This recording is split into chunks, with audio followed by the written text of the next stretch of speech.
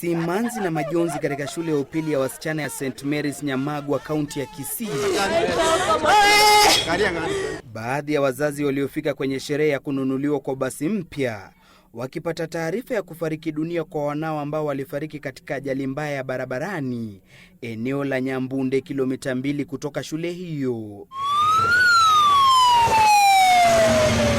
Wanafunzi wa kidato cha 3 na wale wa kidato cha 4 ndio walioathirika katika ajali hiyo, kwani walikuwa wamebebwa kwenye basi wakisherehekea kununuliwa kwa basi hilo. Wanafunzi 3 walifariki huku wengine zaidi ya 70 wakijeruhiwa na kupelekwa katika hospitali ya Kisii level 5 kwa matibabu.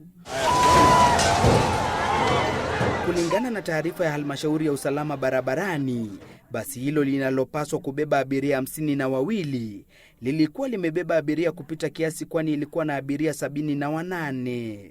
NTSA pia imesema kuwa basi hilo lilikuwa likiendeshwa kwa kasi lilipobingiria na kusababisha ajali hiyo. Sijui ni kiongongi hapo ndio kwenda mbele hivi tukapata accident, gari ikarol mara moja tena ikaendelea so hivi kwenda mbele. Sasa kutoka hapo sikumbuki chochote. Dereva ka lose control akagonga hilo daraja.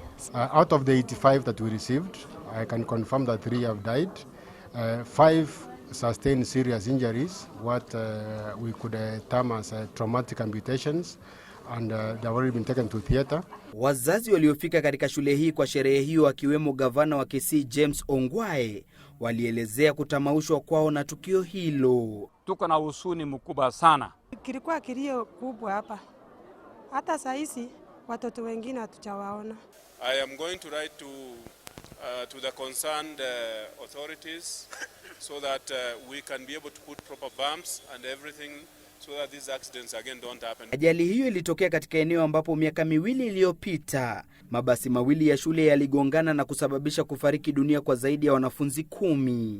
Kulingana na takwimu za NTSA, watu 1860 wamefariki kutokana na ajali za barabarani kati ya Januari tarehe 1 na Agosti tarehe 10, ikilinganishwa na mwaka jana ambapo watu 1775 walifariki katika kipindi hicho. Gatete Njoroge, Citizen Nipashe.